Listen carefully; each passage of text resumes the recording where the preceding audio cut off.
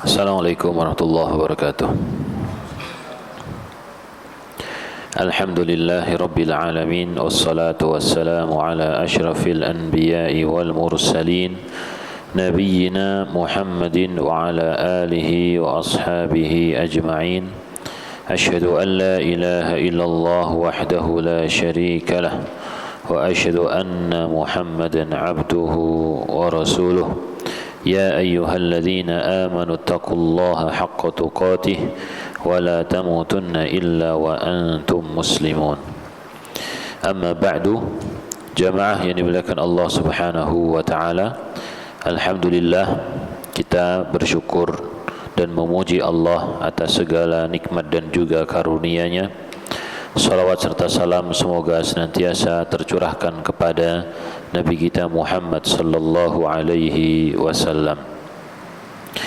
Jamaah yang dimuliakan Allah Subhanahu wa taala, pada pertemuan yang lalu kita membahas tentang dhannus sau', yaitu prasangka buruk atau prasangka jahiliyah atau prasangka yang tidak benar yang dimiliki oleh orang musyrikin dan juga orang munafikin kepada Allah Subhanahu wa taala.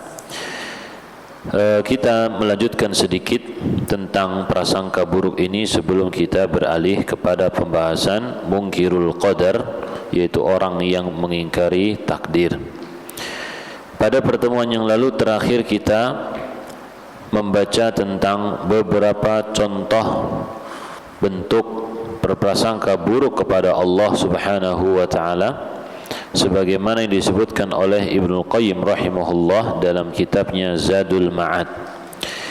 Yang pertama yaitu menyangka bahwasanya Rasulullah dan kaum muslimin akan kalah.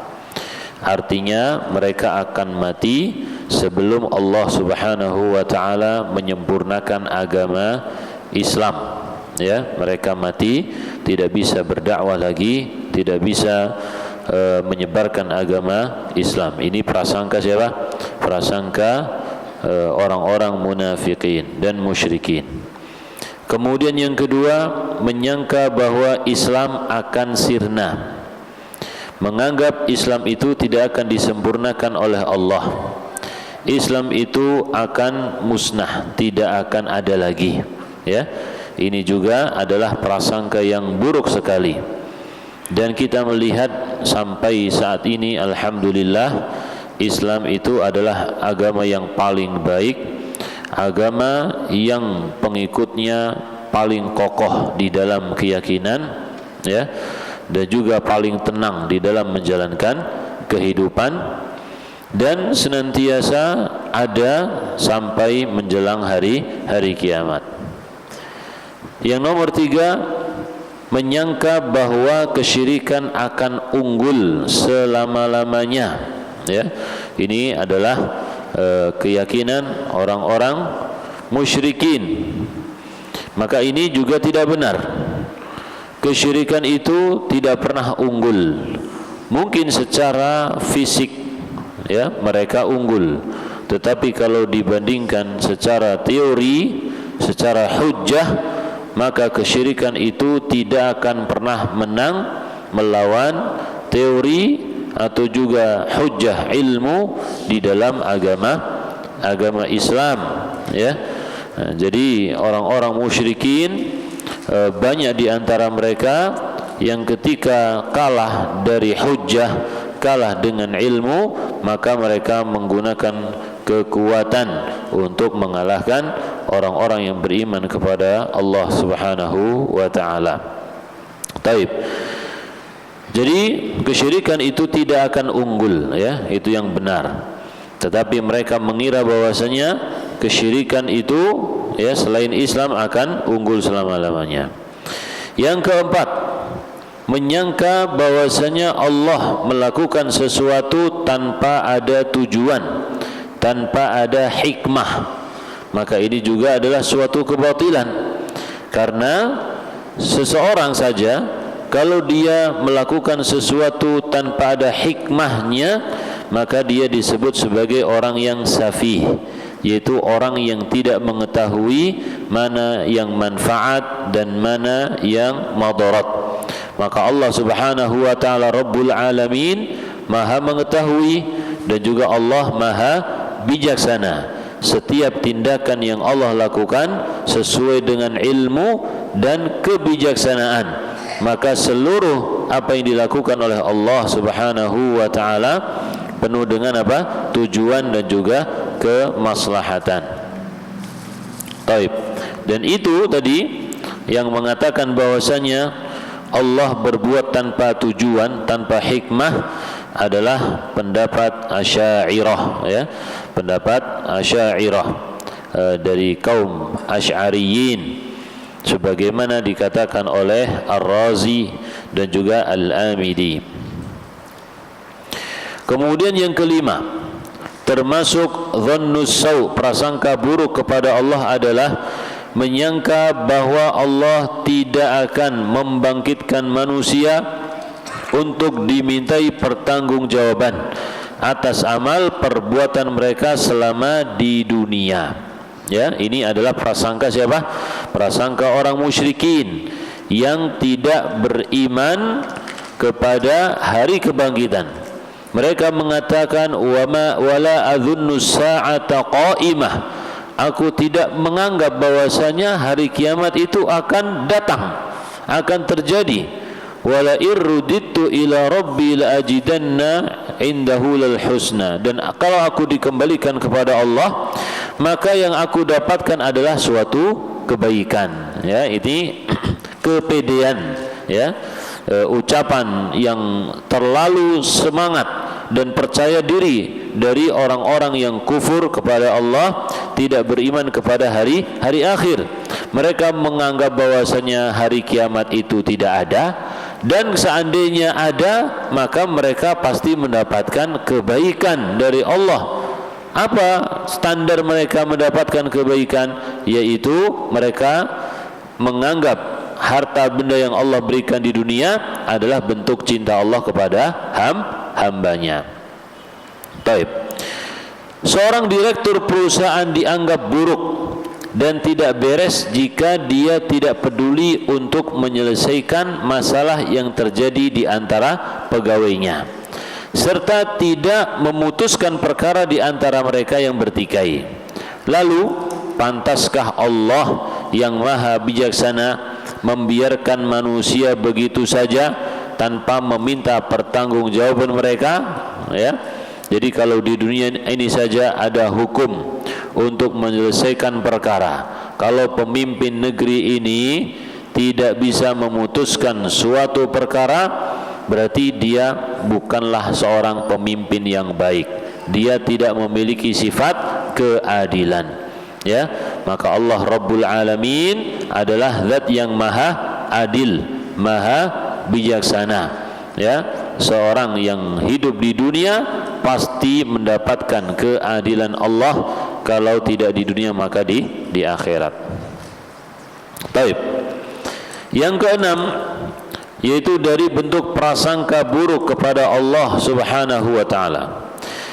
Ketika seseorang diberikan kesusahan, maka dia berkata, kenapa Allah membuat saya miskin seperti ini? Kenapa saya kok sakitnya separah ini? Ya, padahal aku tidak melakukan dosa apapun. Apa salahku? Dan seterusnya. Ini ucapan sebagian orang. Jadi dia tidak faham terhadap takdir Allah dan tidak faham terhadap hakikat kehidupan dunia ini, sehingga dengan mudahnya dia protes terhadap segala sesuatu yang terjadi padanya, protes terhadap musibah yang Allah Subhanahu wa taala timpakan kepadanya. Jadi jamaah yang dimuliakan Allah Subhanahu wa taala, kenikmatan dunia itu bukanlah barometer tingkat kemuliaan seseorang di sisi Allah Subhanahu wa taala. Dunia itu hina.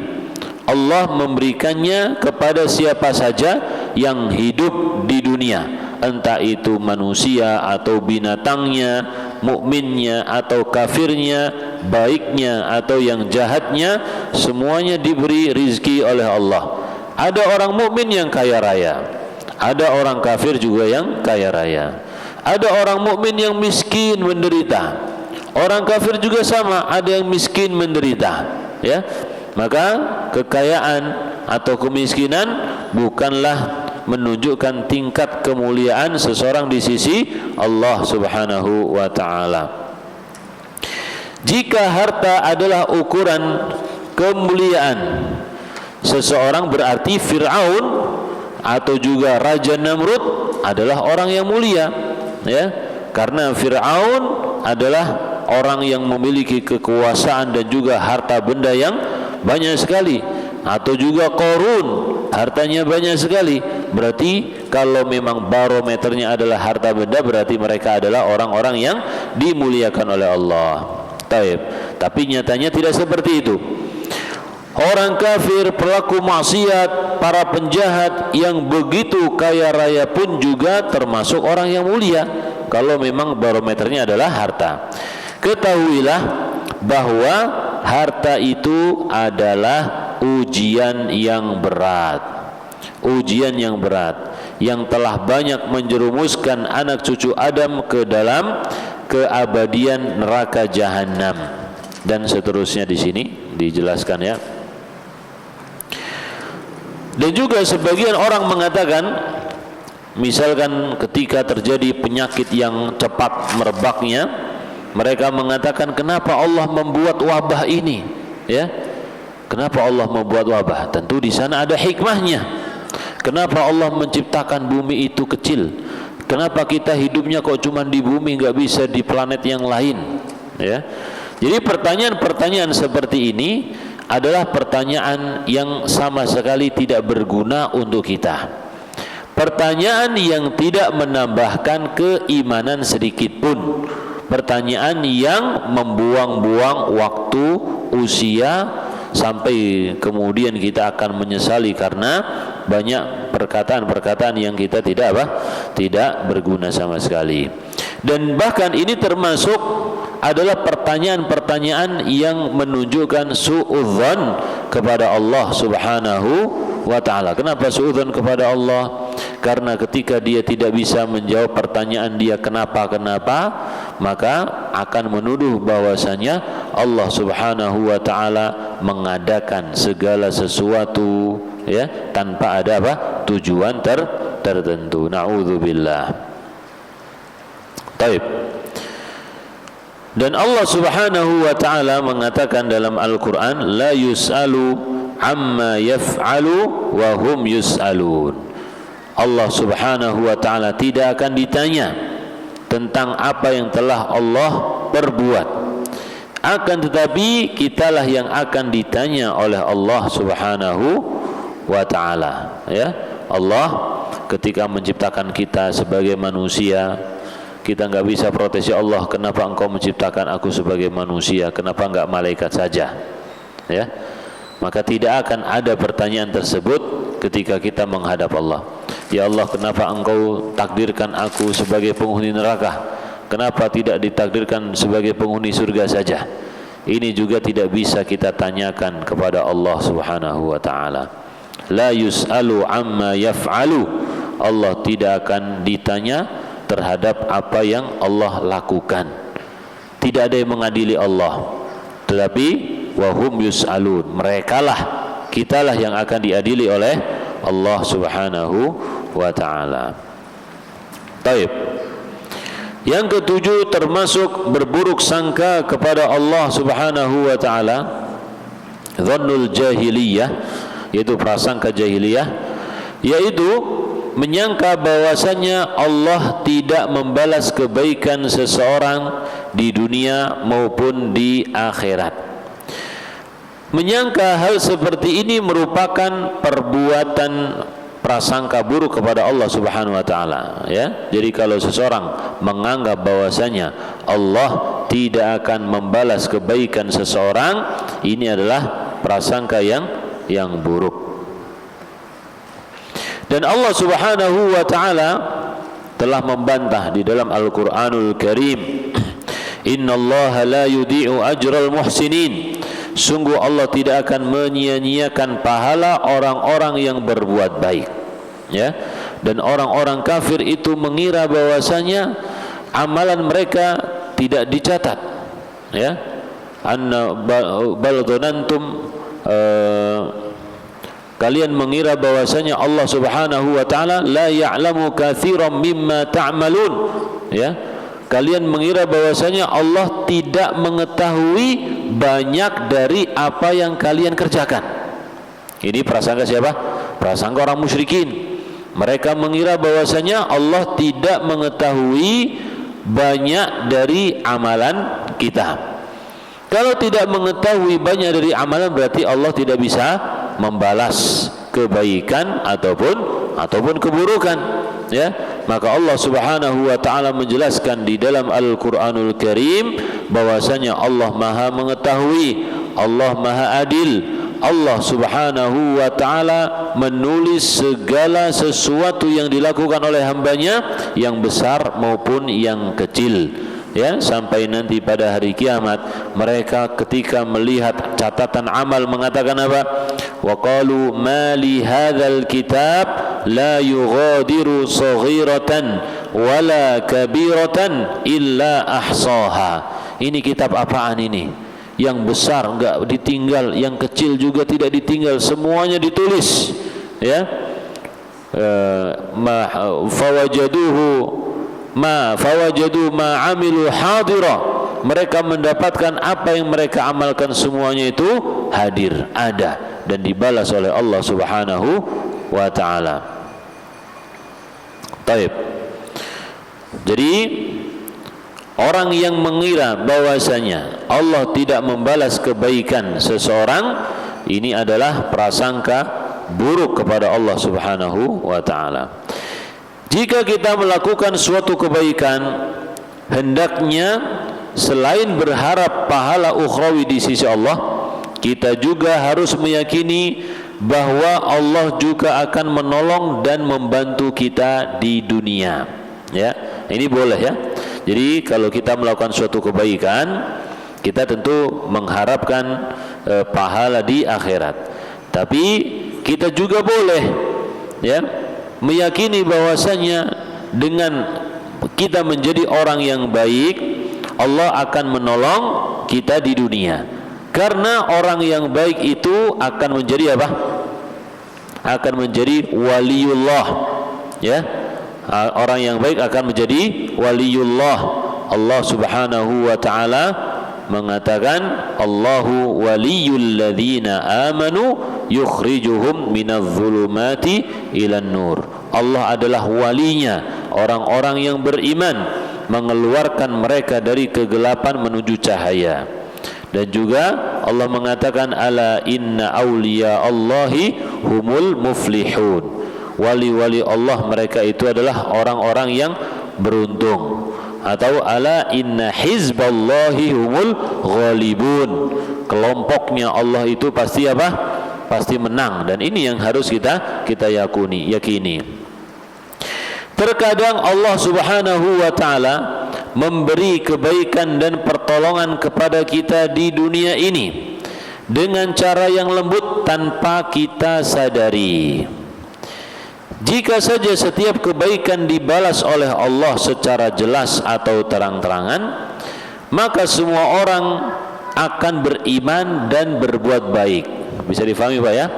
Jadi kalau Allah Subhanahu wa taala membalas kontan, setiap kebaikan dibalas dengan kebaikan, setiap keburukan dibalas dengan keburukan di dunia, maka hasilnya apa? Hasilnya dunia ini tidak lagi menjadi ujian. Karena setiap orang akan mengetahui hasil dari amal mereka ketika hidup di dunia. Ayo kamu amalkan kebaikan, nanti dibalas oleh Allah. Langsung dia mengamalkan kebaikan dan langsung dibalas oleh Allah. Ayo kamu beriman, kamu akan dapat ini. Langsung dibalas di dunia, ya. Maka hilanglah unsur ujian dalam kehidupan apa? Dunia ini. Baik. Ya, jadi Allah Subhanahu wa taala tidak membalas setiap kebaikan kita di dunia, dan Allah tidak membalas setiap keburukan orang yang jahat di dunia. Tapi ada yang ditunda pembalasannya di akhirat, entah kebaikan ataupun keburukan. Supaya apa tadi? Supaya dunia ini tetap menjadi tempat ujian. Taib. Akan tetapi walaupun ghaib, ya, balasan itu meskipun ghaib, kita tetap bisa merasakan balasan dari Allah dari setiap kebaikan yang kita lakukan, baik cepat maupun lambat. Bahkan Allah Subhanahu wa ta'ala terkadang membalas suatu kebaikan dengan balasan yang berlipat-lipat dengan cara yang tidak kita sadari, ya. Jadi seseorang menolong orang lain, tiba-tiba dia mendapatkan pertolongan dari Allah yang lebih istimewa. Ini banyak sekali, ya, banyak sekali. Taib. Kemudian di antara prasangka jahiliyah kepada Allah, prasangka buruk kepada Allah, yaitu menyangka bahwa jika dirinya meninggalkan sesuatu yang buruk karena Allah, maka Allah tidak akan menggantinya.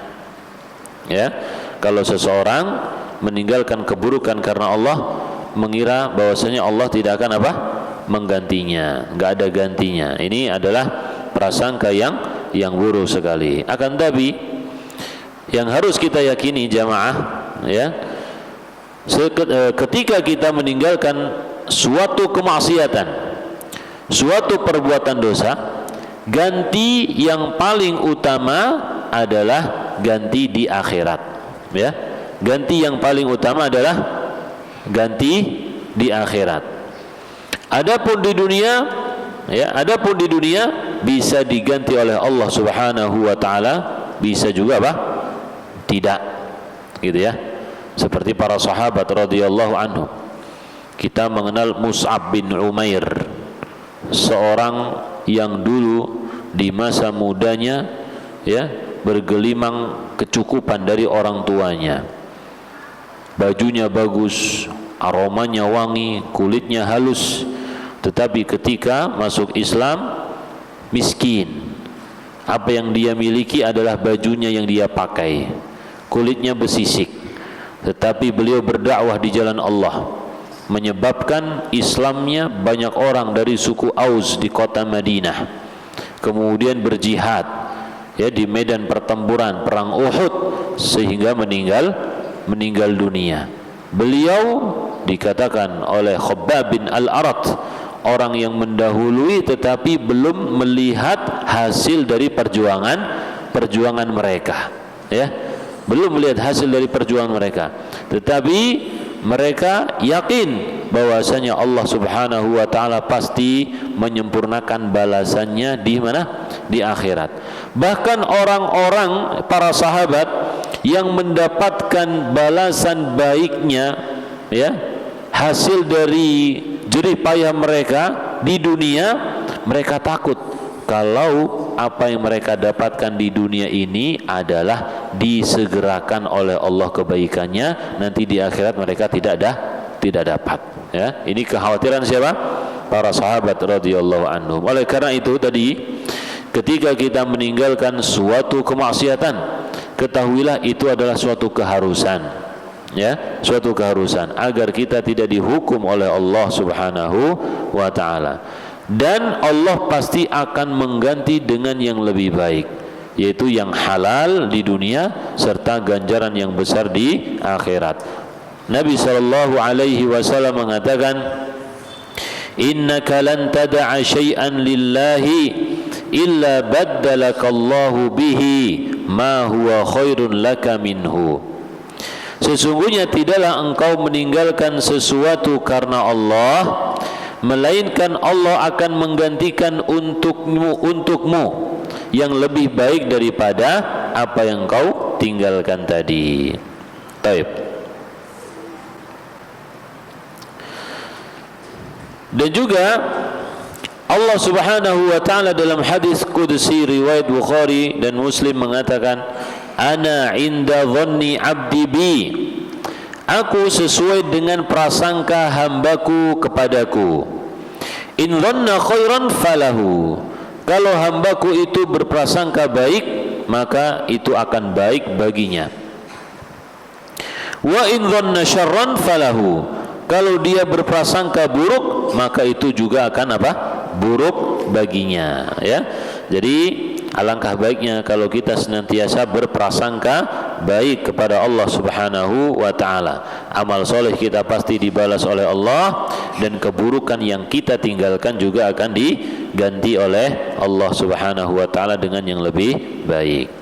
Taib. Yang ke-9 termasuk berprasangka buruk kepada Allah Subhanahu wa taala, yaitu menyangka bahwa Allah akan menolak amal baik seseorang tanpa sebab. Artinya Allah mau menyampakkan dia ke neraka tanpa sebab, terserah. Allah memasukkan seseorang ke surga tanpa sebab, terserah, ya. Maka ini tidak benar. Jadi seseorang, kenapa dia itu diselamatkan oleh Allah dari neraka, dikeluarkan dari neraka, itu ada sebabnya. Seseorang dimasukkan oleh Allah ke dalam neraka, itu juga apa? Ada sebabnya. Baik. Oleh karena itu kita diperintahkan untuk beramal. Salah satu sebab kenapa ada orang yang asalnya dimasukkan ke dalam neraka kemudian dikeluarkan oleh Allah, apa sebabnya? Yaitu dalam hatinya masih ada keimanan meskipun sekecil semut. Ya, dalam hatinya masih ada keimanan meskipun sekecil semut, maka dia dikeluarkan oleh Allah. Adapun orang yang tertahan oleh Al-Quran, orang kafir dan juga musyrikin, ya, maka tidak bisa diselamatkan oleh Allah, tidak bisa dikeluarkan dari api neraka. Taib. Demikian juga orang yang beramal. Orang yang beramal, dia sudah beribadah kepada Allah dengan ikhlas, dengan mengikuti tuntunan Nabi sallallahu alaihi wasallam, maka kita harus husnudzon, kita yakin bahwasanya Allah menerima amal seperti ini. Kalau kita sudah berusaha beramal seperti yang tadi kita sebutkan, boleh kita husnudzon bahwasanya Allah menerima amal ibadahku. Boleh, karena memang Allah menyebutkan, ya, di dalam Al-Quran syarat diterimanya ibadah adalah amalnya amal soleh dan tidak ada unsur kesyirikan, ya. Amalnya amal soleh, tidak ada unsur kesyirikan, maka kita yakin amal kita diterima oleh Allah Subhanahu wa ta'ala. Jadi memang benar amalan kita itu belum tentu diterima oleh Allah, ya. Akan tetapi kita harus berprasangka baik kepada Allah bahwasanya bahwasanya Allah akan menerima amalan baik yang kita lakukan. Tadi syaratnya adalah kalau sesuai dengan Al-Quran dan sunnah, ya, sesuai dengan petunjuk Nabi Muhammad sallallahu alaihi wasallam. Baik. Kemudian yang ke-10, di antara prasangka buruk terhadap Allah Subhanahu wa taala, yaitu menyangka bahwa Allah tidak menerima taubat orang yang bersungguh-sungguh dalam bertaubat. Orang yang melakukan perbuatan dosa terkadang dibisiki oleh syaitan keraguan-raguan, ya, ketika dia ingin bertobat kepada Allah, dah kamu gak usah tobat, dosamu sudah terlampau banyak, Allah gak bakalan menerima taubatmu. Kadang-kadang seperti itu, ya. Maka prasangka yang dibisikkan oleh syaitan ini termasuk prasangka yang buruk kepada Allah Subhanahu wa ta'ala, menyebabkan seseorang terus-menerus melakukan kemaksiatan dan putus asa dari rahmat Allah Subhanahu wa ta'ala, tidak mau bertobat kepada Allah, ya. Dan banyak sekali orang yang seperti ini, dan obatnya itu adalah bertanya, ya, konsultasi kepada ahli ilmu. Taib, seperti orang yang hidup di Bani Israel, dia membunuh 99 manusia, dia mencari orang yang bisa ditanya, yaitu mencari ahli ilmu. Ketika yang ditanya ternyata bukan ahli ilmu tapi ahli ibadah, maka ahli ibadah ini memberikan jawaban yang keliru. Dia bilang, kamu sudah terlalu banyak membunuh, ya, kamu nggak bisa taubat sama Allah, ya kan? Nah, kenapa seperti ini? Ini pesimis ini, ya, pesimis dari rahmat Allah Subhanahu wa taala, akhirnya dibunuh sekalian. Tapi ternyata orang ini masih optimis karena dia merasa merasa ingin memperbaiki diri. Masa orang bersungguh-sungguh memperbaiki diri nggak boleh? Akhirnya dia mendapatkan ahli ilmu. Ahli ilmu ditanya dan dia menjawab dengan ilmunya, mengatakan tidak ada yang menghalangi antara dirimu dengan bertaubat. Akan tetapi pergilah ke kampung fulan, di sana ada orang-orang yang beribadah kepada Allah. Beribadahlah kamu kepada Allah bersama mereka, dan kamu jangan kembali ke kampungmu karena kampungmu adalah kampung yang buruk. Taib, ya. Jadi orang yang berusaha bersungguh-sungguh untuk bertaubat kepada Allah, maka Allah akan menerima taubatnya. Qul li'ibadiyalladzina asrafu ala anfusihim la taqnatu mir rahmatillah. Katakanlah kepada hambaku yang melampaui batas kepada dirinya sendiri, janganlah kalian putus asa dari rahmat Allah Subhanahu wa taala. Innallaha yaghfirudz dzunuba jami'a. Sesungguhnya Allah mengampuni dosa apa saja. Taib.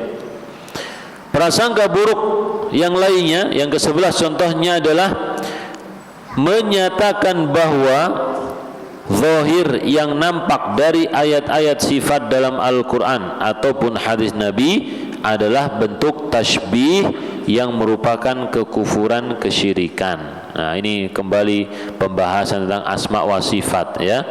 Jadi sebagian orang ketika membaca misalkan khalaqtu biyadai, ya, ma mana'aka an tasjuda lima khalaqtu biyadai. Wahai iblis, apa yang menghalangimu untuk bersujud kepada makhluk yang telah aku ciptakan dengan kedua tanganku?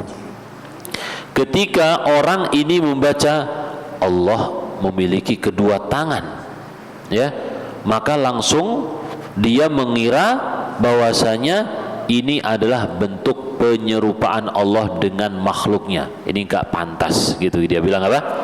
Ketika disebutkan Allah punya dua tangan, lalu di pikirannya adalah, oh ini berarti tasbih, tidak pantas, maka harus dia apa? Harus dia apa, Pak? Ditakwil, ya. Kalau ada tasbih, maka harus ditakwil. Taib. Ini menurut pandangan sebagian sebagian orang di dalam memahami sifat-sifat Allah Rabbul Alamin atau juga nama-nama Allah Rabbul Alamin. Taib. Maka ini juga termasuk prasangka buruk, ya, karena menganggap bahwasanya Allah Subhanahu wa taala tidak fasih di dalam mengungkapkan sesuatu, ya. Allah Subhanahu wa taala mengajak bicara kepada hambanya dengan sesuatu yang tidak mereka fahami, gitu, ya. Itu betul apa? Prasangka buruknya. Adapun Ahlus Sunnah wal Jamaah meyakini bahwasanya Allah Maha benar. Allah Subhanahu wa taala ucapannya yang paling baik, paling jujur.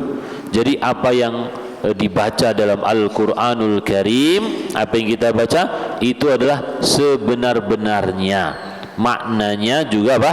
Juga benar. Ketika disebutkan khalaqtu biyadai, aku menciptakannya dengan kedua tanganku, ya sudah, maknanya adalah apa? Tangan. Nah, sebagian orang memaknai kedua tangan ini bukan tangan tapi apa? Kekuasaan.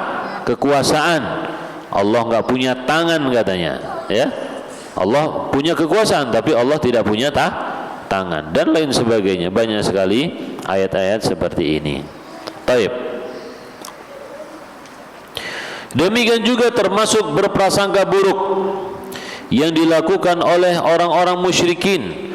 Mereka meyakini bahwa Allah membutuhkan anak atau juga pasangan dan juga yang lainnya.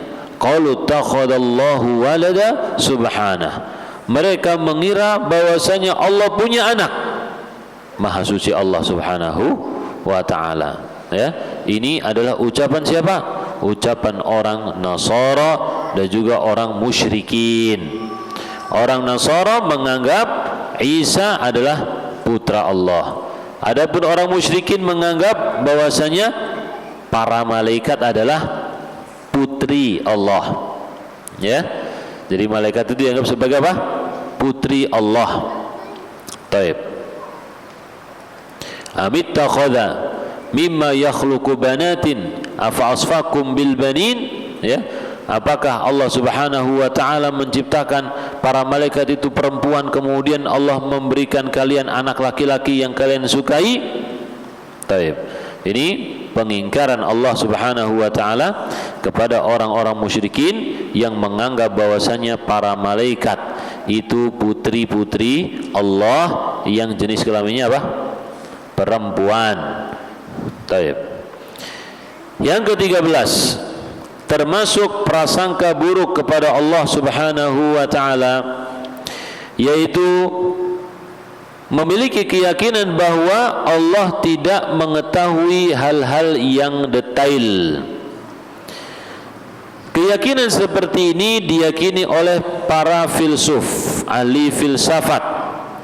Mereka mengatakan bahwa Allah hanya mengetahui secara global saja, tidak secara detail. Keyakinan seperti ini juga terkadang menimpa sebagian kaum muslimin. Ya, ini sangat berbahaya. Jadi yang harus kita luruskan dari keyakinan kita bahwasanya Allah Subhanahu wa ta'ala mengetahui secara detail apa yang Allah ciptakan, apa yang terjadi di alam semesta ini, ya, sebagaimana susunan tubuh kita semua Allah Subhanahu wa ta'ala mengetahuinya. Wa indahu mafatihul ghaibi la ya'lamuha illahu. Allah memiliki kunci-kunci ghaib, tidak ada yang mengetahuinya kecuali Allah. Wa ya'lamu ma fil barri wal bahr. Allah mengetahui apa saja yang ada di daratan dan juga di lautan. Wa ma yasqutu wa ma tasqutu min waraqatin illa ya'lamuha. Dedaunan yang rontok dari pohonnya itu pun Allah mengetahui satu persatu. Jadi secara detail, ya. Daun seperti rambut kita juga sama. Rambut kita yang jatuh yang mana, yang bentuknya bagaimana, panjangnya bagaimana, Allah Subhanahu wa ta'ala juga apa? Mengetahuinya. Ya, jadi kalau dianggap bahwasanya Allah hanya mengetahui secara global tetapi tidak mengetahui secara detail, ini aneh, ya, susah untuk dipikirkan. Tapi kalau kita katakan Allah mengetahui yang besar maupun yang kecil, ya, yang global ataupun yang detail, ini lebih mudah karena kita meyakini Allah memiliki nama Al-Alim. Allah apa? Maha mengetahui, dan juga Allamul Ghuyub, mengetahui apa-apa yang gaib. Taib. Jadi sikap tersebut merupakan bentuk prasangka buruk kepada Allah Subhanahu wa ta'ala. Seakan-akan Allah tidak tahu, tapi kita lebih tahu, gitu, ya. Allah enggak tahu nih rambutku rontok yang mana nih, dan kita tahu, gitu. Taib. Kemudian kita hendak mengajari Allah bahwasanya yang seharusnya adalah seperti ini dan seperti itu. Wah, Allah salah nih, harusnya yang jatuh itu bukan ini, tapi yang ini, ya. Jadi kita mengoreksi apa yang terjadi di alam semesta dan menyalahkan Allah Subhanahu wa ta'ala. Taib. Jadi itu tadi beberapa contoh dari prasangka buruk kepada Allah Rabbul Alamin yang terdapat di dalam Al-Quranul Karim yang diringkas oleh Ibnu Qayyim rahimahullahu ta'ala. Di antaranya tadi apa? Menyangka bahwasanya Rasulullah sallallahu alaihi wasallam dan juga kaum muslimin akan kalah. Dan yang kedua, mengira bahwasanya Islam itu akan sirna, ya, akan musnah. Yang ketiga, mengira bahwasanya orang-orang musyrikin akan menang selama-lamanya. Yang keempat, mengira bahwasanya Allah menciptakan sesuatu atau berbuat sesuatu tanpa ada tujuan, tanpa ada hikmahnya. Dan juga mengira bahwasanya yang kelima, Allah tidak akan membangkitkan manusia untuk diadili. Ini yang kelima, ya. Tadi ayatnya sudah kita sebutkan. Wa ma adzunnu sa'ata qa'imah. Aku tidak mengira bahwasanya hari kiamat itu akan terjadi. Yang keenam, yaitu orang yang suka memprotes apa yang dilakukan oleh Allah Subhanahu wa ta'ala, entah kepada dirinya ataupun kepada lingkungan sekitarnya. Kenapa begini, kenapa begitu, kenapa aku sakit, kenapa dia enggak sakit, kenapa aku hidupnya di Indonesia, kenapa dia lahirnya di Amerika misalkan, ya.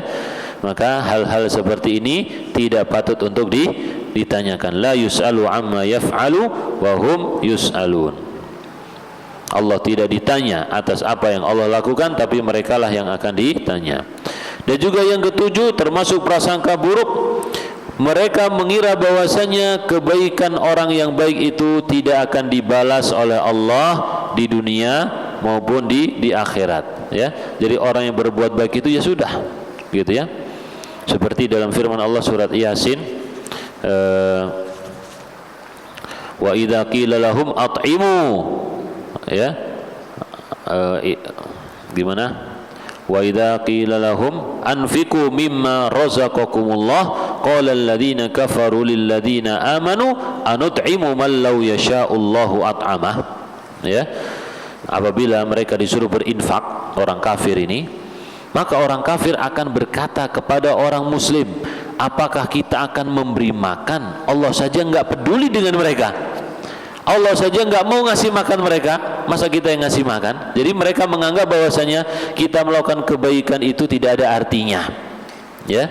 Melakukan kebaikan tidak ada artinya. Ini adalah prasangka yang buruk kepada Allah Subhanahu wa ta'ala. Dan juga yang kedelapan, menyangka bahwasanya ketika seseorang meninggalkan keburukan maka tidak ada gantinya, tidak akan dibalas oleh Allah Subhanahu wa ta'ala. Ini mirip seperti poin yang ketujuh tadi, ya. Dan juga yang kesembilan, menyangka bahwasanya Allah akan menolak amal baik seseorang tanpa sebab. Allah tidak akan menghargai amal seseorang. Nah, ini juga terbantahkan dalam firman Allah yang sangat banyak sekali. Di antaranya, faman ya'mal mithqala dzarratin khairan yarah. Barang siapa yang mengamalkan suatu kebaikan sekecil semut, maka dia akan melihatnya. Dan juga termasuk prasangka buruk yang ke-10 adalah mengira bahwasanya Allah tidak akan menerima taubat, ya, orang yang sudah terlampau banyak dosanya. Nah, ini juga termasuk prasangka buruk. Yang ke-11, mengira bahwasanya ayat-ayat yang berbicara tentang sifat Allah itu harus ditakwil, ya. Mengira bahwasanya apa? Ayat-ayat atau hadis yang berbicara tentang sifat Allah harus ditakwil. Apa takwil, Pak? Ditakwil itu dimaknai dengan makna yang bukan aslinya, ya. Dimaknai atau diartikan dengan makna yang bukan aslinya. Tadi seperti yadun. Yadun artinya apa?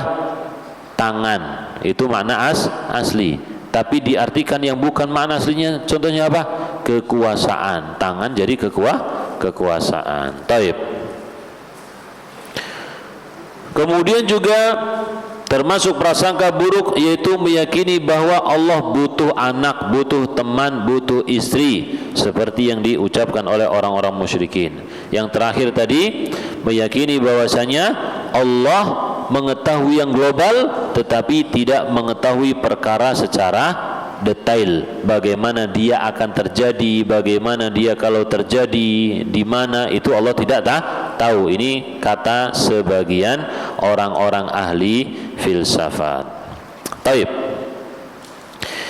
Kemudian kita akan membaca bab yang berikutnya, yaitu bab 59, Maja'a fi munkiril qadar. Pembahasan tentang orang yang mengingkari takdir. Hukumnya bagaimana kalau ada orang tidak beriman kepada takdir? Takdir itu rukun iman ke berapa? Rukun iman ke 6, ya kan? Rukun iman ke 6. Dan para ulama menyebutkan kalau ada orang yang tidak beriman kepada salah satu rukun iman, maka dia kafir, keluar dari agama Islam.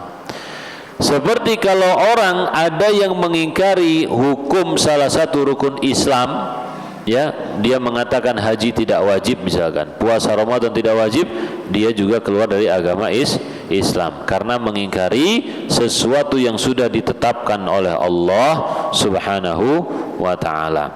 Baik. Jadi secara umum hukum orang yang mengingkari takdir Allah, dia adalah kufur, keluar dari agama Islam. Oleh karena itu penting bagi kita semua untuk mempelajari dasar-dasar agama Islam, ya, supaya kita selamat, ya, keislaman kita itu selamat, tidak tertuduh dan tidak dibicarakan ini muslim atau kafir ini orang ini, ya. Baik. Di sini penulis menyebutkan beberapa dalil. Di antaranya adalah ucapan Ibnu Umar radhiyallahu anhuma.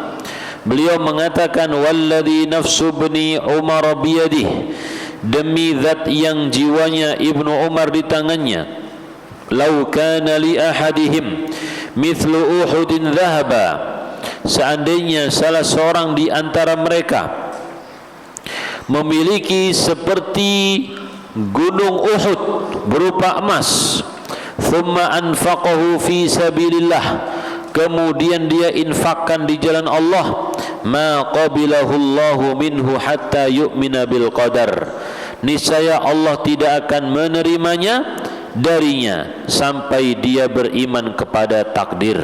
Kemudian beliau pun berdalil dengan ucapan Nabi Muhammad sallallahu alaihi wasallam, al-imanu an tu'mina billahi wa malaikatihi wa kutubihi wa rusulihi wal yawmil akhir wa tu'mina bil qadari khairihi wa syarrihi. Iman itu adalah engkau beriman kepada Allah, beriman kepada para malaikat, kitab-kitabnya, rasul-rasulnya, dan hari akhir, serta beriman kepada takdir yang baik maupun yang buruk. Rawahu Muslim. Asal hadis ini disebutkan oleh Imam Muslim, ya, nomor 1 dalam Kitabul Iman, yaitu panjang sekali, panjang. Jadi ada kisahnya kenapa Ibnu Umar mengatakan seperti itu, yaitu ada dua orang datang dari Basrah, dan mereka bertekad, kita sudah sampai di Mekkah, kita harus menemukan salah seorang sahabat untuk kita tanyakan perkara yang kita dapatkan di Basrah itu. Dan kebetulan bertepatan dengan Abdullah bin Umar. Langsung mereka samperin Abdullah bin Umar, satunya di sebelah kanan, satunya di sebelah kiri. Mulailah mereka bercerita, ya, wahai Abu Abdurrahman, di Basrah itu ada orang-orang yang membaca Al-Quran, mempelajari ilmu. Mereka mengatakan bahwasanya tidak ada takdir, dan perkara ini baru diketahui oleh Allah, ya, tidak didahului oleh apa? Takdir. Maka Ibnu Umar pun mengatakan apa yang tadi kita sampaikan. Seandainya, ya, demi zat yang jiwa Abdullah bin Umar di tangannya, ya, seandainya mereka memiliki emas sebesar gunung Uhud, maka Allah tidak akan menerimanya sampai mereka beriman kepada takdir. Sampaikan kepada mereka bahwasanya Abdullah bin Umar berlepas diri dari mereka, mereka juga berlepas diri dari Ibnu Umar. Taib. Dan kita tahu bahwasanya Gunung Uhud itu ukurannya berat sekali ya, besar. Gunung Uhud itu gunung batu besar, lebarnya sekitar 2-3 kilo, panjangnya sekitar 7-8 kilo, tingginya 100-an meter. Jadi tinggi sekali ya, tinggi dan juga besar. Jadi kurang lebih ada 15-an kilo dia, 15 kilo luasnya. Ini kalau orang punya emas segede Gunung Uhud ya, tentu dia kalau berinfak akan memberikan manfaat yang banyak sekali kepada manusia. Tapi dia tidak akan diterima selama dia tidak beriman kepada takdir. Kenapa tidak diterima? Karena dia kafir ya. Jadi karena dia kafir, maka infak sebesar apapun tidak diterima. Kalau seorang mukmin, amal baik sekecil apapun pasti diterima oleh Allah ya. Infak sedikit apapun diterima oleh Allah. Nabi mengatakan ittaqun nar walau bisyikki tamrah. Takutlah kalian dari api neraka meskipun hanya secuil, meskipun dengan secuil apa? Kurma, sepotong kurma. Kita belah, kita kasihin ke orang, itu bisa apa? Diterima oleh Allah, menghindarkan diri kita dari apa? Api neraka. Taib. Itu tadi hadis yang pertama ya. Jadi Allah Subhanahu wa taala mengajarkan kepada Nabi Muhammad sallallahu alaihi wasallam tentang rukun iman ini secara terperinci melalui malaikat Jibril ya. Malaikat Jibril bertanya kepada Nabi Muhammad sallallahu alaihi wasallam, akhbirni anil iman, ceritakan kepadaku tentang iman. Maka Nabi sallallahu alaihi wasallam menyebutkan iman itu dengan 6 perkara yang tadi kita sebutkan. Apa tadi Pak? 1, iman kepada Allah. 2, iman apa? Para malaikat. Yang ketiga, kitab. 4, apa Pak? Rasul, Nabi dan Rasul. 5, hari akhir. 6, takdir ya. Ini harus diulang-ulang terus ya. Taib. Beriman kepada Allah, para malaikat, kitab-kitab, Rasul, hari kiamat, dan takdir yang baik dan yang buruk.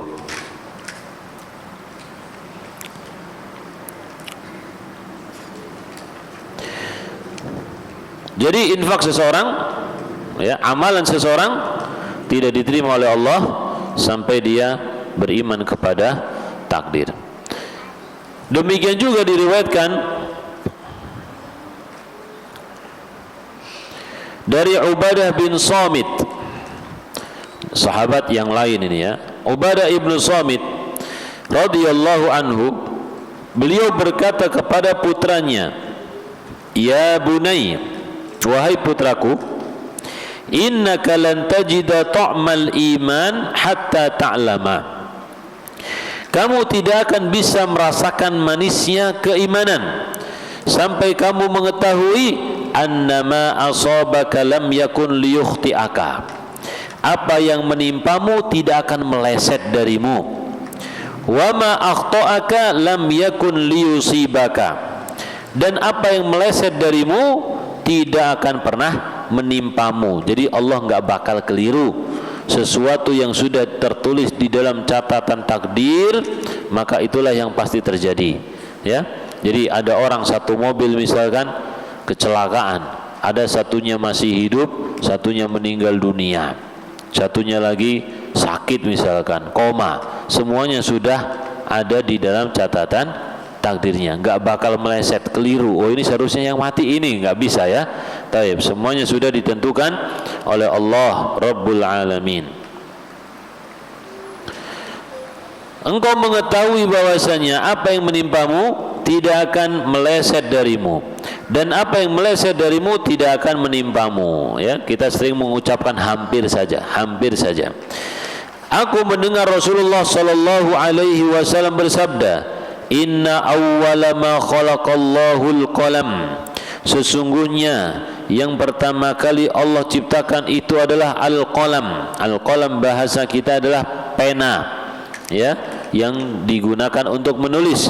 Maka al-qalam ini adalah makhluk yang tugasnya adalah menulis ilmu Allah Rabbul Alamin. Faqala lahu, lalu Allah berkata kepada pena, uktub, tulislah. Faqala Rabbi wa madza aktub. Pena itu pun mengatakan, ya Rabbku, apa yang aku tulis? Ya. Kemudian Allah mengatakan, qala uktub maqadira kulli syai'in hatta taquma sa'ah. Tulislah takdir seluruh makhluk sampai terjadi hari kiamat, ya, sampai mereka masuk surga ataupun masuk neraka. Ini sudah tertulis semuanya di dalam catatan takdir.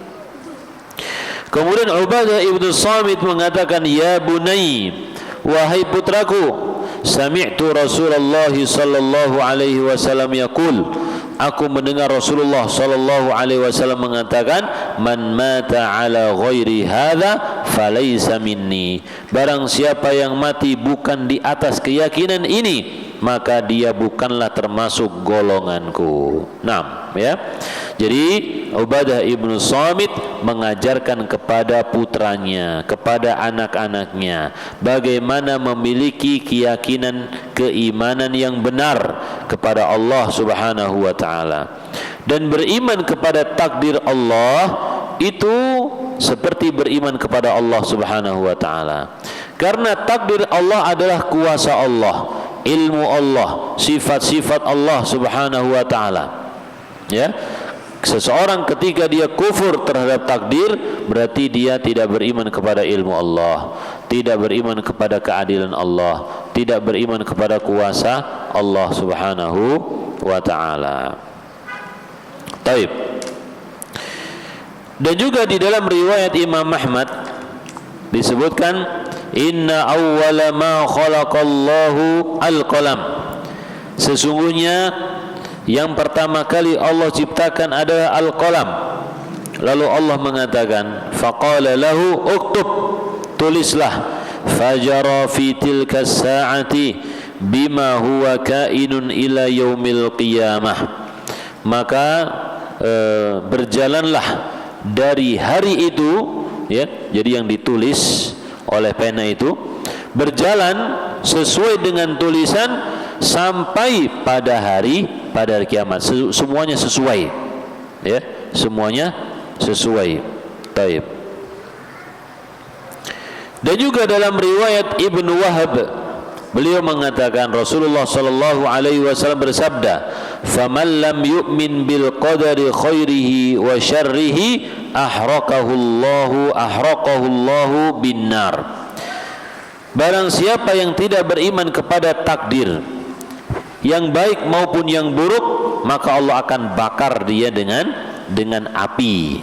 Ya, ini ancaman yang tegas bahwasanya orang yang tidak beriman kepada takdir maka disiksa oleh Allah Subhanahu wa taala di dalam api neraka. Dan juga dalam hadis yang tadi kita sebutkan menunjukkan bahwasanya makhluk yang pertama kali diciptakan oleh Allah sebelum berjalannya makhluk-makhluk yang di bawah takdir itu adalah apa? Pena. Maka yang menjadi perselisihan para ulama antara pena dengan arsy itu mana yang duluan? Apakah pena dulu ataukah arsy dulu? Kan gitu. Karena disebutkan dalam hadis ini adalah pena. Awwalu ma khalaqallah al-qalam. Yang pertama kali Allah ciptakan adalah pena. Ya. Tapi dalam hadis lain disebutkan wa kana arsyuhu 'alal ma'. dan singgasana Allah di atas air gitu. Jadi pena dulu atau singgasana dulu? Sebagian ulama mengatakan singgasana dulu. Sebagian ulama mengatakan pena dulu. Tapi yang zahir wallahu alam singgasana sudah ada sebelum Allah menciptakan apa? Pena. Ya. Dan singgasana Allah, arsy Allah. Singgasana itu apa? Arsy ya. Arsy Allah tidak termasuk yang tercatat di dalam takdir yang ditulis oleh pena ini. Karena singgasana Allah Subhanahu wa taala termasuk makhluk yang diberikan apa? Kekekalan oleh Allah Subhanahu wa taala seperti surga dan neraka. Baik.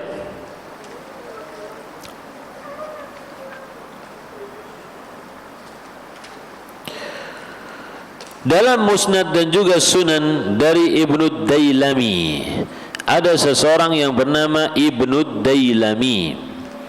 Dia berkata, ini seorang tabi'in ya, penuntut ilmu. Dia berkata, "Ataitu Ubay bin Ka'b." Aku mendatangi Ubay bin Ka'b. Fakultu, aku pun berkata, "Fi nafsi syai'un minal qadar." Di dalam diriku ada suatu keraguan perihal takdir ini. Ya. Jadi Ibnu Dailami memikirkan suatu yang menyebabkan dia bingung sendiri. Yang dipikirkan apa? Takdir ternyata. Taib.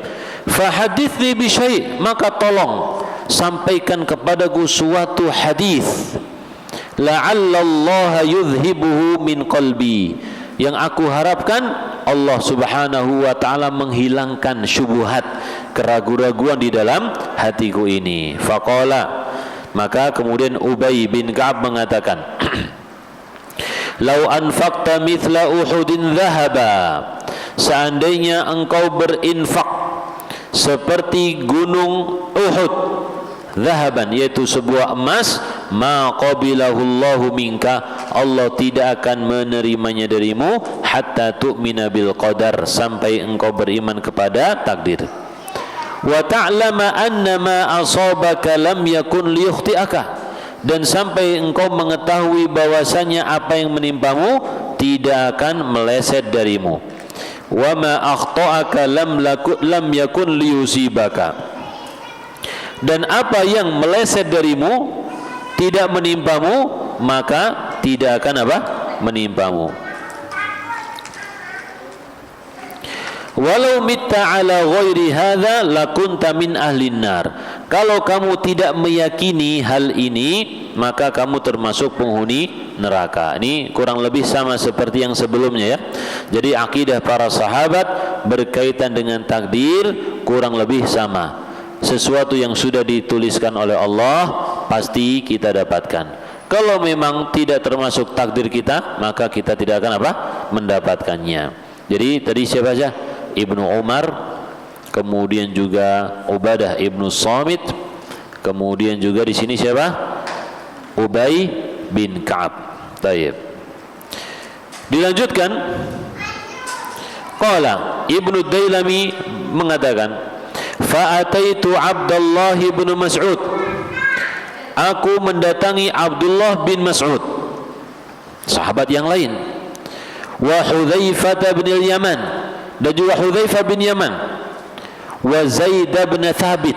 Jadi banyak sahabat yang didatangi ini, 4 orang. Fa kulluhum haddatsani bimithli dzalik, maka mereka semua memberitahukan kepadaku sama seperti yang disebutkan oleh Ubay bin Ka'ab ya, dari Nabi sallallahu alaihi wasallam. Hadza haditsun sahih ya, ini adalah hadis yang sahih, rawahul Hakim. Taib. Jadi Ibnu Dailami bertanya kepada 4 orang sahabat. Yang pertama adalah Ubay bin Ka'ab, yang kedua adalah Abdullah bin Mas'ud, yang ketiga adalah Hudzaifah ibnu Yaman, dan yang keempat adalah Zaid bin Thabit, yang kesemuanya adalah ulamanya para sahabat ya, ulamanya para sahabat. Taib. Oleh karena itu jamaah yang dimuliakan Allah Subhanahu wa taala, dalam masalah takdir ini tidak ada sesuatu yang perlu kita ragukan Ya, kita harus meyakini 100% bahwasanya seluruh amal yang kita kerjakan semuanya sudah diketahui oleh Allah, tertulis di dalam catatan takdir dan tidak ada yang meleset sama sekali. Ya, bukan seperti orang yang menebak-nebak. Jadi Allah memiliki ilmu, Allah mencatat ilmunya, tidak seperti kita yang menebak-nebak. Ya, tidak. Tapi ilmu Allah sesuatu yang pasti terjadi. Ada dukun misalkan, tukang sihir, ketika disebutkan tentang yang si fulan ini gimana nasibnya, kedepannya itu dia akan bahagia, dia akan punya istri misalkan, dia punya anak sekian, itu hanya tebak-tebakan saja. Ternyata dia meninggal dunia sebelum menikah, ya. Ini salah satu contoh. Tapi Allah Subhanahu wa taala, takdir yang telah ditetapkan oleh Allah pasti terjadi. Baik. Di sini penulis hafizahullah taala menyebutkan muqaddimah, pendahuluan. Yang pertama berkaitan dengan takdir, yaitu apa makna takdir? Qaddara yuqaddiru bisa artinya mengukur, bisa artinya mengira-ngira, itu takdir ya. Bisa artinya menentukan, takdir. Seperti misalkan seseorang mau menjual tanah atau menjual kain ya, maka dia mengira-ngira ini kainnya berapa meter, diukur sama dia ya, diukur. Maka ini termasuk bagian dari takdir. Atau juga takdir itu memuliakan atau mencukupkan, itu juga ada dalam bahasa Arab. Taib. Inna kulla syai'in khalaqnahu biqadar. Allah berfirman dalam surat Al-Qamar, sesungguhnya segala sesuatu kami menciptakannya dengan takdir. Segala sesuatu kami telah menciptakannya dengan apa? Dengan takdir. Jadi tidak ada yang lepas dari takdir Allah Subhanahu wa taala. Tidak ada yang keluar dari hukum Allah, dari ilmu Allah, tidak ada. Semuanya di bawah kendali Allah Subhanahu wa taala, ya. Ini kita harus meyakini dalam rangka memuliakan Allah Rabbul Alamin. Kalau seseorang tidak beriman kepada takdir Allah, maka tidak bisa dia disebut sebagai orang yang memuliakan Allah Subhanahu wa taala. Baik. Ada beberapa muqaddimah yang beliau sebutkan di sini. Yang pertama, yang harus kita ketahui bahwasanya al-qadaru sirrullah. Takdir itu adalah rahasia Allah. Takdir adalah rahasia Allah. Kita tahu rahasia ya. Rahasia itu sesuatu yang tidak kita ketahui. Kalau kita berusaha mengetahuinya, maka itu hanya tebak-tebakan saja. Ya, hanya mengira-ngira. Tidak ada sesuatu yang pasti. Baik. Jadi takdir itu adalah rahasia Allah. Tidak satupun makhluk Allah Subhanahu wa ta'ala yang mengetahui tentang apa yang Allah tulis di Lauhul Mahfuz. Entah itu Nabi Muhammad atau nabi-nabi yang lain, atau juga para malaikat tidak mengetahuinya. Ya, hanya Allah yang mengetahuinya, dan juga makhluk yang diperintahkan untuk menulis yang mengetahuinya, dan juga tempat untuk menulis. Apa tadi makhluk yang diperintahkan untuk menulis? Pena, al-qalam. Dan tempat untuk menulisnya apa? Lauhul Mahfuz. Ya, yang lain nggak tahu, nggak ada yang mengetahuinya. Ini adalah rahasia Allah Subhanahu wa ta'ala.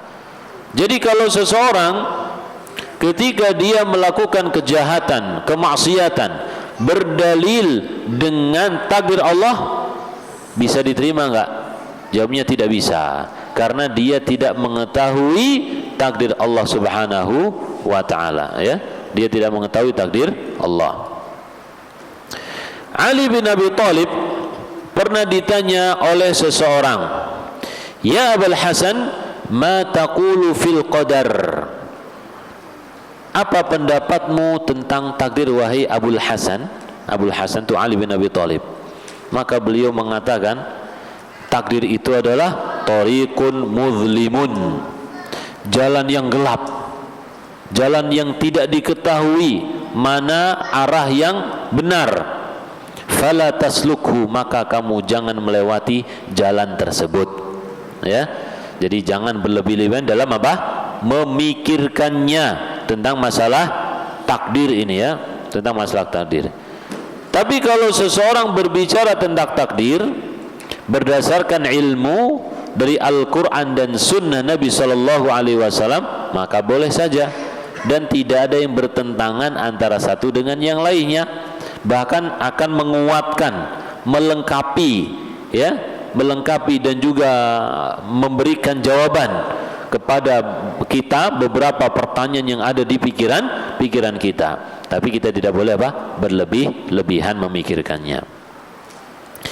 Kemudian orang itu bertanya lagi, ya Abul Hasan, ma taqulu fil qadar? Kedua kalinya, wahai Ali bin Abi Thalib, menurutmu apa itu takdir? Maka Ali pun menjawab, bahrun azimun fala talijhu. Ya, takdir itu adalah lautan yang besar yang membahayakan, kamu jangan memasukinya. Ya, jadi beliau menunjukkan bahwasanya ini adalah posisi yang sangat berbahaya bagi seseorang, apalagi orang yang kurang ilmunya, orang yang tidak mengetahui isi Al-Quran, tidak mempelajari Sunnah Nabi SAW, maka jangan coba-coba membahas tentang apa? Takdir. Ya, dia akan apa? Tersesat. Orang yang punya ilmu saja bisa tersesat, seperti Ma'bad al-Juhani di Basrah tadi, disebutkan oleh dua orang yang datang membaca Al-Quran, orang-orang yang membaca Al-Quran dan mendalami ilmu, tapi tersesat juga dalam masalah apa? Takdir. Kenapa tersesat? Karena mereka menyimpang dari para sahabat. Ada sahabat tapi tidak diajak untuk diskusi, tidak diambil ilmunya, malah mereka berpikir dengan otaknya sendiri, gitu. Ini bahaya, ya. Jadi menilik pendapat para sahabat itu sangat penting sekali agar kita tidak keluar dari jalur, ya. Nah, kalau keluar dari jalur seperti kereta gitu, ya, akan ambruk, jatuh. Taib. Jadi Ali bin Abi Thalib menjawab tadi, bahrun azim, takdir itu adalah lautan yang besar, maka jangan kamu memasukinya. Ditanya yang ketiga kali, ya Abul Hasan, ma tara fil qadar, ya, ma taqulu fil qadar, menurutmu apa itu takdir? Beliau pun mengatakan, sirrullah fala takallafhu, takdir itu adalah rahasia Allah, kamu janganlah berlebih-lebihan, melampaui batas dalam membicarakannya. Taib.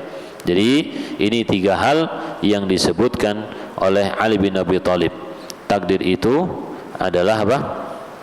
Jalan yang gelap, lautan yang besar, dan rahasia Allah Subhanahu wa taala. Seperti itu juga ucapan Ibnu Abbas radhiyallahu anhu, al-qadaru sirrullah, takdir itu adalah rahasia Allah Subhanahu wa taala. Oleh karena itu Allah mengingatkan kepada kita semua, la yus'alu amma yaf'alu wa hum yus'alun.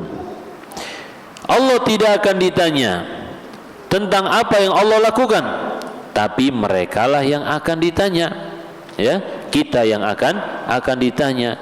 Jadi kita tidak perlu mempertanyakan takdir yang menimpa kita, karena kita itu diuji, ya. Ada nggak orang ujian, ketika ujian, ya, kita ikut ujian, kemudian kita memprotes padahal materi sudah dikasih, ya, pokoknya semuanya buku ini ujian, diujikan semua buku ini, kemudian dikeluarkanlah soal dari buku tersebut, kemudian kita protes, ya, kok soalnya begini, kok soalnya ini yang keluar, ya, nggak bisa kita protes seperti itu.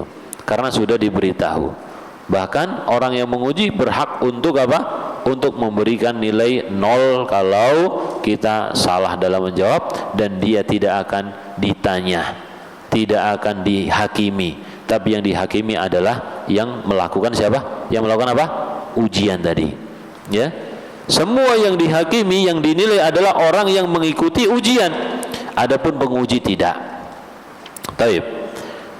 Sesungguhnya manusia tidaklah ditugaskan untuk menghisab Allah atau menguji Allah, mengoreksi Allah, tidak. Akan tetapi manusialah yang akan dihisab, yang akan dihakimi oleh Allah Rabbul Alamin. Itu yang pertama. Takdir adalah apa? Rahasia Allah, ya.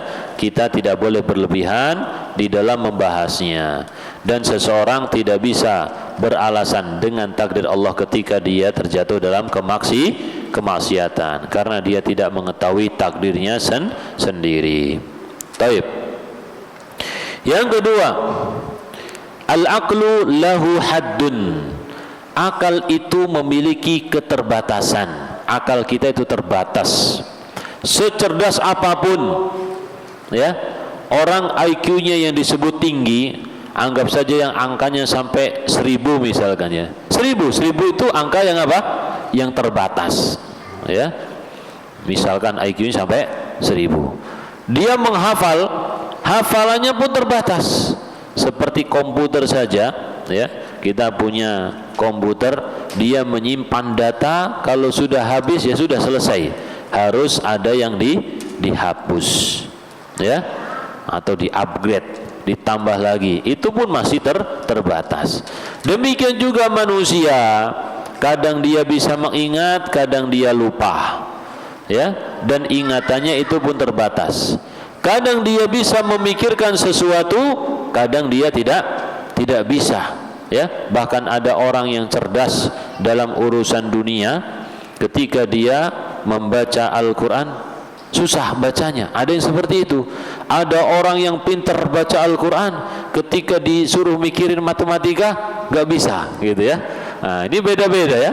Beda-beda kemampuan manusia, menunjukkan bahwasanya otak manusia itu terbatas, entah penyimpanannya ataupun pemikirannya. Taib. Pendapat yang mengatakan bahwa kemampuan akal manusia itu terbatas adalah pendapat yang benar.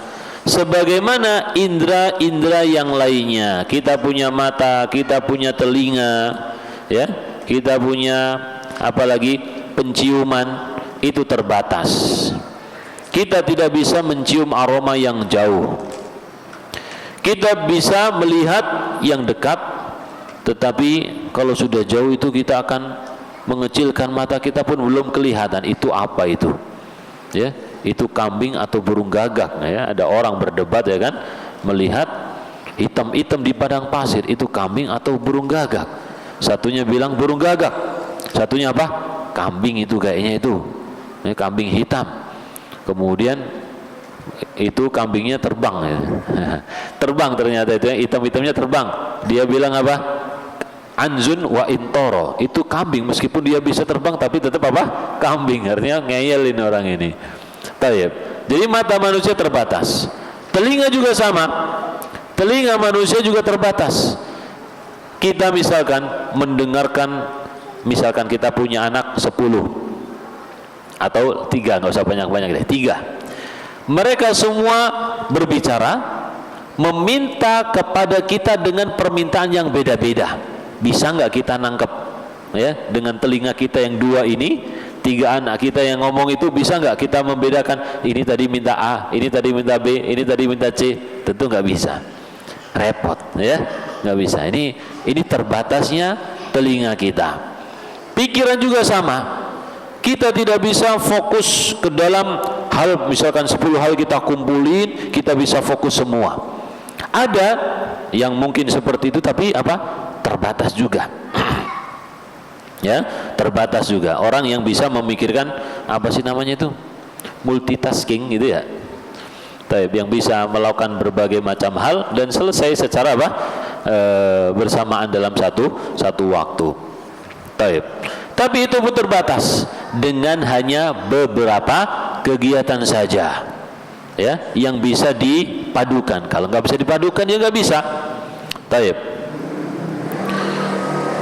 Mata kita tidak bisa melihat virus corona misalkan, tidak bisa kita melihatnya, atau juga bakteri yang sangat kecil juga kita tidak bisa melihatnya kecuali dengan alat bantu. Alat bantu pun kalau ada makhluk yang lebih kecil dari itu juga tidak bisa melihatnya kalau ada. Karena mungkin bakteri, di dalam bakteri itu ada makhluk yang lainnya. Siapa yang tahu? Kan nggak ada, ya, nggak ada yang tahu. Di dalam virus ada virusnya lagi, kita nggak tahu. Ya, kehidupan yang paling kecil hanya Allah Subhanahu wa taala yang mengetahuinya. Taib.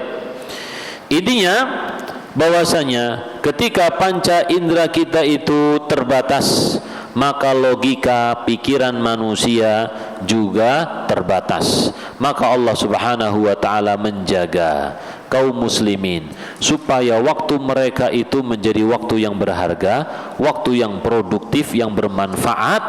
Allah jaga dengan apa? Berikan keimanan ini, udah imani saja. Bukan untuk dipikirkan secara mendalam-mendalam, mencari-cari, tidak. Tapi tinggal apa? Dibaca, diimani. Dibaca, diimani. Jadi mudah, ya, dalam keimanan ini. Taib. Diriwayatkan bahwa Abu Hanifah mengibaratkan seseorang yang terlalu dalam membahas takdir, ya, terlalu dalam membahas takdir, seperti orang yang melihat matahari. Semakin lama dia menatap matahari, maka matanya akan semakin sakit dan dia bisa mengalami kebutaan. Ya, jadi semakin kita melihat nih, nanti kalau kita berpaling melihat sana, nggak kelihatan tuh, putih semuanya. Ya, demikian juga orang yang membahas takdir, semakin dia mendalami takdir keluar dari dalil Al-Quran dan Sunnah, maka dia akan semakin bingung, tidak menemukan titik terang. Sudah di luar dari titik terang dia, ya. Ini sudah ada titik-titiknya, tapi ternyata dia melewati titik-titik tersebut mencari apa? Yang lainnya. Maka yang mereka dapatkan adalah kebingungan, hingga akhirnya mengingkari takdir Allah Subhanahu wa ta'ala, hingga keluar dari agama Islam. Ini ucapan Abu Hanifah, ya, Abu Hanifah, madhab fikih yang biasa disebut Hanafiyah. Taib. Jadi orang yang ingin mengetahui rahasia takdir Allah, dia pada hakikatnya ingin melewati akalnya Nabi Muhammad sallallahu alaihi wasallam, atau juga akalnya malaikat Jibril. Jibril itu tidak mengetahui takdir. Nabi Muhammad juga tidak mengetahui takdir. Beliau hanya mengetahui sesuatu yang diajarkan oleh Allah Subhanahu wa taala. Oleh karena itu, penyair yang sering kita baca itu Burdah Al-Busiri yang mengatakan wa min ilmihi ilmul lauhi wal qalami, di antara ilmu Allah adalah lauhul mahfud dan apa yang ditulis oleh pena. Jadi dia menganggap Nabi Muhammad mengetahui segala sesuatu yang tercatat di lauhul mahfud, mengetahui seluruh takdir alam semesta ini. Itu betul atau salah? Keyakinan seperti itu salah, ya, batil. Dan menganggap Nabi Muhammad mengetahui segala sesuatu yang ditulis oleh pena, ini juga termasuk keyakinan yang apa? Yang batil. Taib.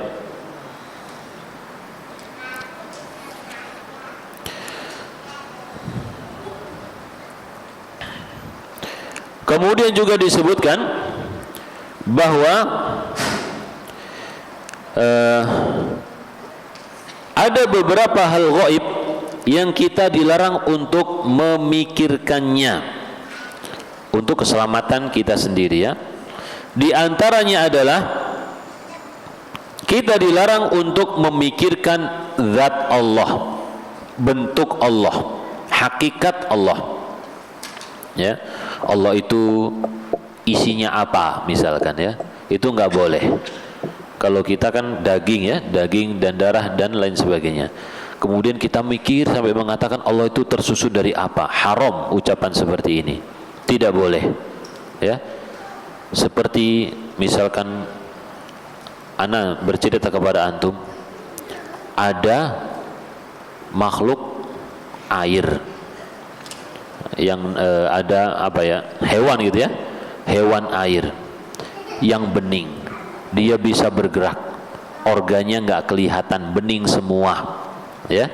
Maka antum bayangkan itu adalah apa? Seperti apa? Seperti kaca gitu ya. Bentuknya bagaimana? Antum bayangin sendiri. Entah antum membayangkan ini ikan karena ada di air, bentuknya seperti ikan, atau seperti ular yang panjang, atau seperti apa lagi?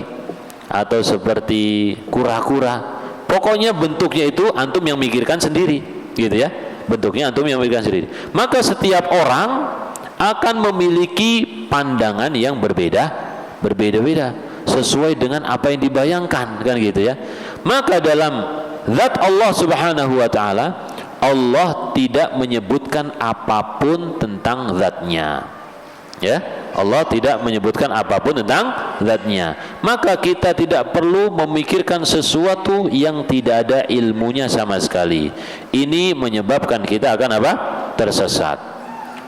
Dan itu juga adalah salah satu bentuk dari gangguan setan.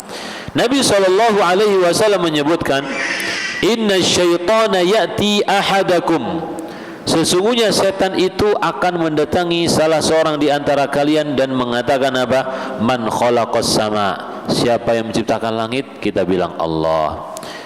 Kemudian man khalaqal arda, siapa yang menciptakan bumi? Kita bilang Allah. Man khalaqallah, terus siapa yang menciptakan Allah? Kita bingung. Ya, siapa yang menciptakan Allah ya? Taib. Maka kita katakan pertanyaan ini adalah pertanyaan yang salah. Ya, pertanyaan man khalaqallah, siapa yang menciptakan Allah, adalah pertanyaan yang apa? Yang salah. Kenapa? Karena yang ada di alam semesta itu adalah al-khaliq dan makhluk, pencipta mutlak yang tidak ada menciptakan. Ya, saya ulang, pencipta mutlak, tidak ada yang menciptakannya, dan makhluk yang diciptakan.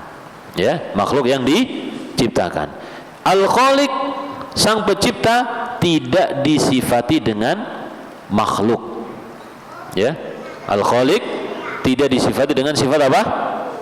Makhluk. Adapun makhluk tidak memiliki kesempurnaan seperti sifat-sifat Al-Khaliq.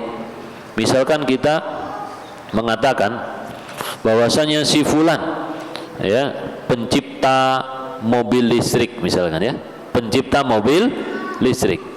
Apakah penciptaan yang dia lakukan itu seperti Allah menciptakan sesuatu? Maka jawabnya tidak. Dia menciptakan sesuatu mengambil sumber daya alam, ya, dengan teknologi yang diperbarui, mempelajari apa yang ada di alam semesta ini, kemudian dia susun, dia ambil, terciptalah itu mobil listrik yang bisa jalan sendiri antum tidur, kan gitu. Taib. Jadi dia merubah sesuatu yang ada di alam ini menjadi bentuk yang lain-lain. Adapun Allah Subhanahu wa taala bukan hanya sekedar merubah, tapi mengadakan sesuatu yang tidak ada. Sesuatu yang asalnya tidak ada kemudian dimunculkan oleh Allah Rabbul Alamin. Seperti kita dulu. Kita dulu sebelum nutfah tidak disebut apapun. Ya. Kita pernah mengalami masa kita belum ada namanya apa saja, ya, belum ada disebut apa saja, hingga Allah Subhanahu wa taala menciptakan sampai kita ada di dunia seperti ini, dan kita akan kembali kepada Allah Rabbul Alamin. Taib. Jadi itu salah satu perbedaan antara Al-Khaliq, yaitu Allah sang pencipta mutlak, dengan makhluk yang semuanya adalah ciptaan Allah Rabbul Alamin. Taib. Kalau setan membisikkan kepada seseorang siapa yang menciptakan Allah, Maka Nabi SAW mengatakan, fa idza wajada ahadukum dzalika, kalau di antara kalian ada yang merasakan bisikan seperti itu, hendaklah dia mengatakan, amantu billahi wa bi rusulihi, aku beriman kepada Allah dan kepada Rasulnya. Nabi Muhammad SAW tidak memberikan solusi dengan suatu jawaban, tidak. Karena memang pertanyaannya tidak butuh jawaban, pertanyaannya pertanyaan yang salah, ya. Jadi nggak bisa dijawab karena salah pertanyaannya. Seperti seorang guru bikin pertanyaan salah. Ini jawabannya nggak ada, seperti ini salah. Masa mau dijawab? Antum salah juga kalau menjawab. Terus harusnya bagaimana? Harusnya dihapus pertanyaannya, ya. Pertanyaan harusnya nggak ada. Itu baru betul. Seperti pertanyaan iblis di sini. Siapa yang menciptakan Allah? Maka ini pertanyaan harus dihapus. Nggak ada pertanyaan seperti itu karena salah. Baik. Yang kedua yang dilarang untuk dipikirkan, yaitu kita dilarang memikirkan kaifiyah, bagaimana sifat atau zat Allah. Ketika Allah menyebutkan misalkan tangan, nggak boleh pikiran kita itu langsung memikirkan tangan Allah itu bentuknya gimana ya. Nah, ucapan bagaimana ini sesuatu yang terlarang untuk memikirkan apa? Bentuk atau cara Allah Subhanahu wa taala, zat Allah. Misalkan Allah Subhanahu wa taala menyebutkan istawa 'alal arsy. Allah tinggi di atas arsy. Kemudian ada seseorang bertanya, gimana sih tingginya Allah di atas arsy? Nah, ketika pertanyaan seperti ini pertanyaan kita katakan tidak butuh jawaban. Kenapa? Karena pertanyaannya salah, seharusnya dihapus. Karena kita tidak mungkin mempraktekkan bagaimana Allah Subhanahu wa taala tinggi di atas arsy. Dan juga kita tidak bisa menggambarkan bagaimana Allah tinggi di atas arsy. Allah Maha besar, ya. Adapun arsy kecil, tidak ada apa-apanya. Meskipun dia disebut arsy singgasana, tapi Allah tidak membutuhkan untuk duduk, untuk sandaran, untuk tiduran, tidak ada sama sekali jamaah. Taib. Jadi pertanyaan yang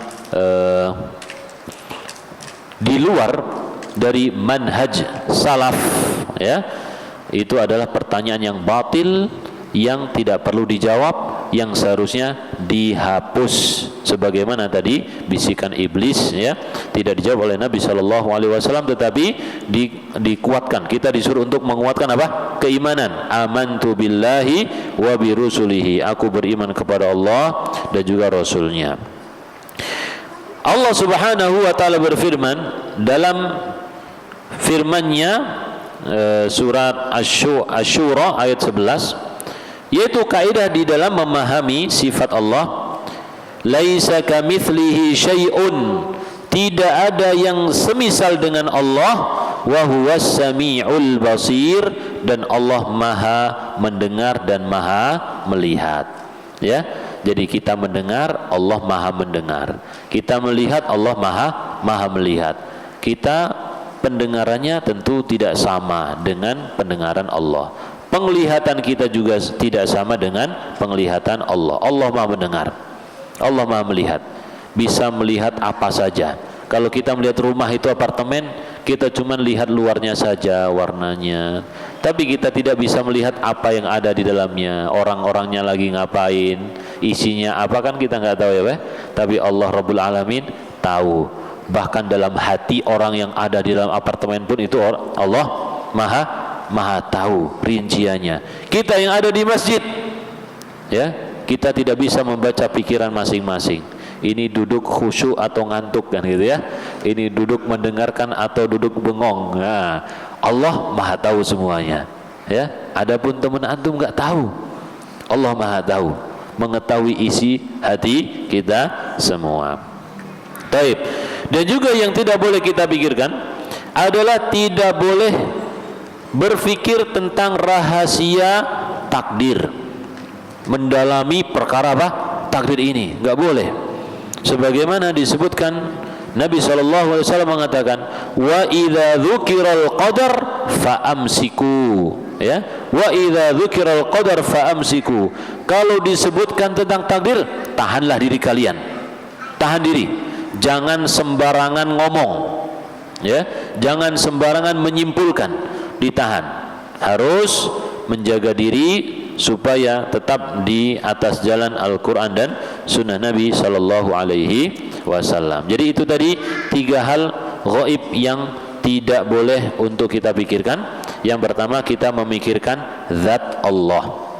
Kemudian kita memikirkan bagaimana tentang sifat Allah Subhanahu wa taala. Entah sifat yang dimaksud dengan sifat ini cenderung kepada sifat ini ya, fi'liyah ya. Kalau tadi zat, sifat zatiyah. Kalau yang kedua sifat apa? Fi'liyah. Yang ketiga berkaitan dengan apa? Takdir. Ya. Sifat zatiyah, sifat fi'liyah dan juga takdir. Ini nggak bisa kita pikirkan dengan logika kita, ya. Tidak bisa kita mendalami kalau tidak ada ilmu di dalamnya. Muqaddimah yang ketiga. Muqaddimah pertama tadi, takdir adalah rahasia Allah. Muqaddimah yang kedua, akal kita terbatas. Muqaddimah yang ketiga, semua yang Allah tetapkan itu pasti ada hikmahnya. Ya. Artinya apa? Semua yang terjadi, semua yang tercipta pasti ada hikmahnya meskipun kita tidak mengetahuinya. Ya. Jadi kalau kita bertanya kenapa langit itu lebih besar, kenapa langit itu nggak ada tiangnya, kita nggak bisa jawab. Allah Subhanahu wa taala ya, ada hikmah dalam menciptakan segala sesuatu meskipun kita tidak mengetahuinya. Ini sepertinya sudah adzan, Mas. Belum ya? Dikit lagi. Taib. Jadi segala sesuatu yang terjadi ada hikmahnya. Kemudian di sini disebutkan tentang buah hasil dari beriman kepada takdir Allah Subhanahu wa taala. Insyaallah kita baca pada pertemuan berikutnya. Dan pembahasan tentang takdir itu pembahasan yang cukup panjang ya, dan para ulama sangat berhati-hati dalam membahas takdir ini. Mereka mencukupkan diri dengan Al-Qur'an, sunnah ya, mereka susun untuk menjadi rangkaian yang saling menguatkan, bukan rangkaian yang saling menjatuhkan, tidak ya, tapi saling menguatkan. Dan insya Allah kita akan membacanya pada pertemuan berikutnya. Taib. Tadi kita sebutkan segala sesuatu pasti ada hikmahnya. Orang-orang musyrikin ketika mengetahui bahwasanya Nabi Muhammad ditunjuk oleh Allah sebagai Rasul, mereka protes. Ya, mereka protes mengatakan, kenapa laula nuzila hadzal Qur'anu ala rajulin minal qaryataini azim? Kenapa Al-Qur'an ini tidak diturunkan kepada seseorang dari salah satu 2 kota yang besar, orang agung, orang mulia dari 2 kota yang besar, dari Mekah atau dari Taif. Tapi yang dipilih kok Nabi Muhammad SAW, orang yang miskin, yang yatim, ya, yang yang biasa saja, ya. Kenapa yang enggak dipilih itu Al-Walid Ibn Mughirah atau Abu Mas'ud dan lain sebagainya, orang-orang yang besar, yang punya kerabat yang banyak, hartanya juga banyak, dan juga memiliki kehormatan, bukan orang yang yatim gitu. Maka semuanya ini kehendak Allah Subhanahu wa taala. Meskipun orang-orang musyrikin memprotes Allah, tapi Allah mengatakan apa? Allahu a'lamu haitsu yaj'alu risalatah. Allah mengetahui di mana Allah akan menempatkan kerasulan itu. Ya, Allah mengetahui. Jadi Allah memilih Nabi Muhammad tentu ada hikmahnya, meskipun orang musyrikin mengingkarinya. Wallahu a'lam bissawab. Rabbana atina fid dunya hasanah wa fil akhirati hasanah wa qina adzabannar. Assalamualaikum warahmatullahi wabarakatuh.